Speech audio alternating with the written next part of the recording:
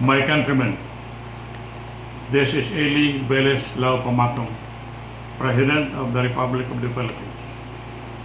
You will recall that on April 6 and 8, de facto President Duterte repeatedly said, I am now the President. And he was asking where I was, my location was, because he said he is asking, or because the armed forces, the soldiers have been looking for me and wanted to report to me as their new commander-in-chief. He repeated that. As far as 3 years ago, in 2017, he also said that if he resigns, just in case he does, or he dies, he will turn over the presidency to Pamatong, not to Leni Robredo. And then he repeated that on April 6, April 8. There's a constant repetition of my name as the true president of the Philippines. Well, I understand. He knows that he is a de facto president, supported by China and the armed forces. But the reality is I am the true president.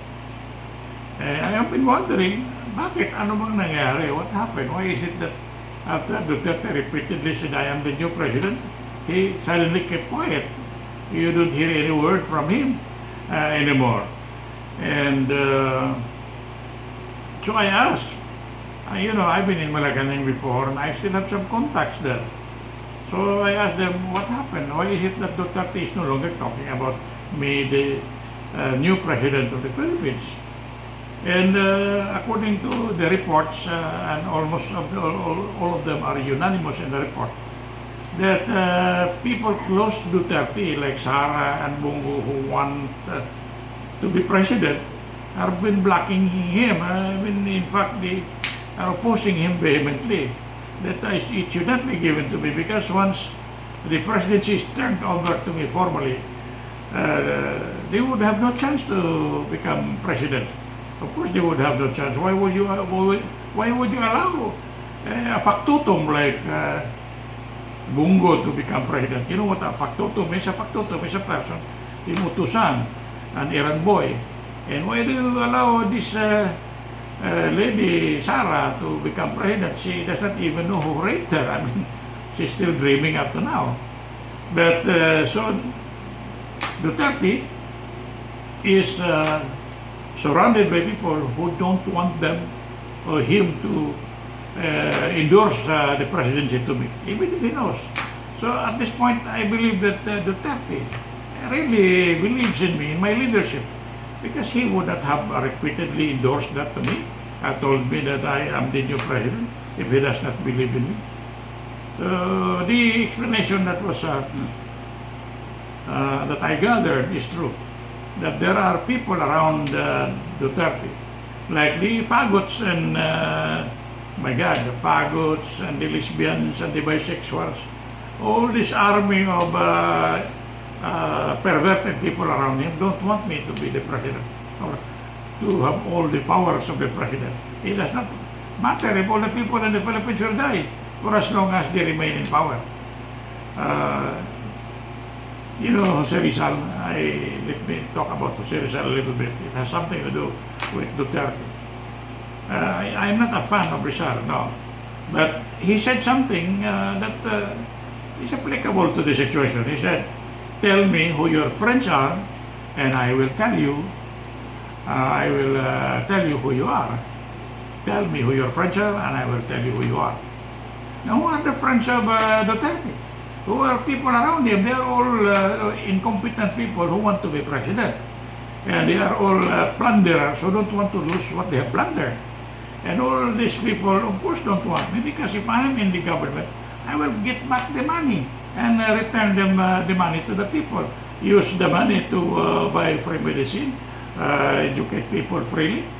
They know that will happen, that there will be absolute, total, unconditional honesty in public service in the Philippines based on meritocracy, where the poorest but the most competent can rise to any level of power without buying votes or violence.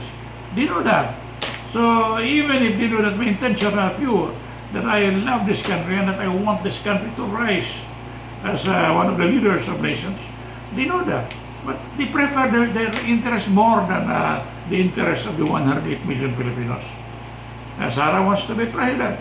Well, she's doing anything she can to attract attention. Like, she joined the army, she had a haircut of a man. Well, of course, she looks ugly with that haircut. Bongo has been trying to behave like president. He uses the helicopter just to play a basketball. That's it.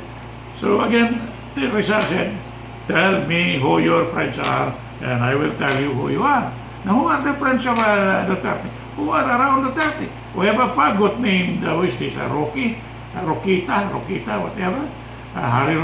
Harrieta Rokita. That's faggot. We have Sal Panilo, a classmate of mine who, I don't know, he's just mumbling things without even thinking.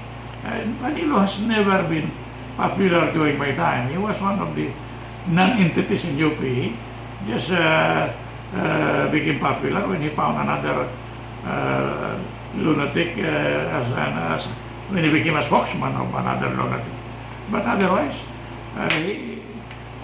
he's my friend, and I'm sorry, Sal, but you know, you are not supposed to be the spokesman of Duterte.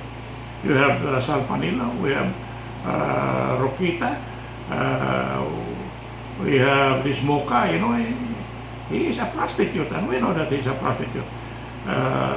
Many other perverts and very ugly characters around him. So tell me who you are, tell me who your friends are, and I will tell you who you are. Tell me who your friends are, and I will tell you who you are.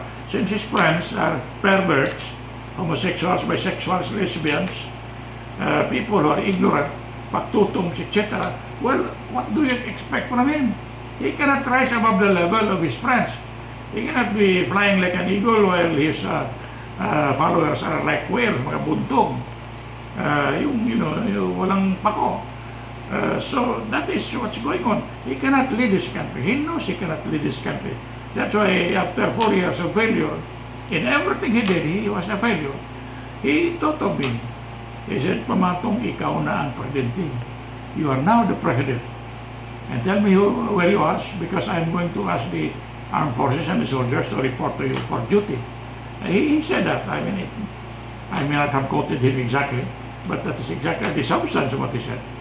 And then all of a sudden, he kept quiet. And I was informed that Sara and Bongo, and others who are afraid to lose their stolen wealth if I become full-fledged president are blocking him. He don't want him. So what is going on here is that we continue a lockdown, which is not a solution, because lockdown locks up the people. We are being locked up in our homes. We cannot move around. We cannot earn a living. It is, to me, an attempted mass murder. Because when you lock down people, you deprive them of the right to earn a living. You deprive them of food. You are not giving them food, because the food that are supposed to go to the people are being hijacked by public officials, local officials, DSW officials. Some of them are from the armed forces. So that's it. I mean, we don't have a resource from the government, and the people have no ways and means of earning money, because they are not allowed to go out. It is, to me, attempted mass murder, in line with Digong's ambition to transform the Philippines into a howling wilderness of cemeteries of souls. He wanted to kill 3 million more to copy Hitler, because Hitler is his hero.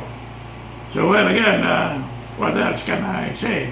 Except that if you, Mr. Duterte, will only free yourself from the control of which this Bongo and Sara, if you free yourself, you liberate yourself, and just follow your conscience if you have any left in your mind, and endorse the presidency all the way, completely endorse it to Eli Verislau Pamatong.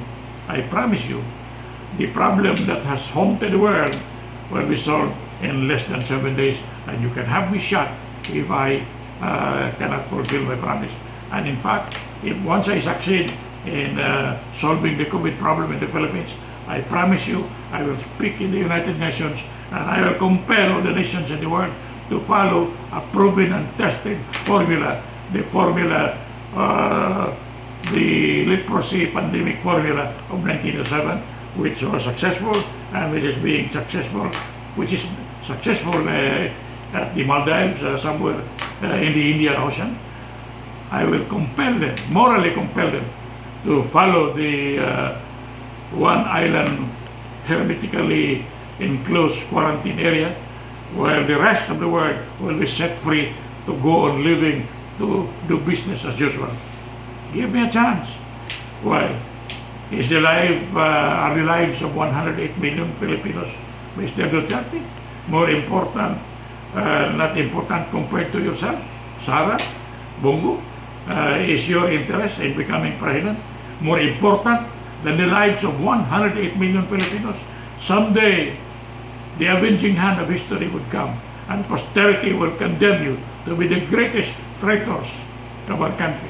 That you prevented Eli Villis Pamatong from saving the Philippines when he had, because in spite of the fact that he volunteered to save the Filipino people, you prevented him because you wanted to be president, and you know that the policy of total honest and public service of Eli Pamatong will stop your ambition, will arrest your ambition to become president of the Philippines. Once again, before I close, give me a chance, and in less than 7 days, I will solve the COVID problem in the Philippines. Give me a chance, and I will solve the COVID problems in the Philippines in less than 7 days, and perhaps with the aid or help of God, I can solve the COVID problems throughout the world community.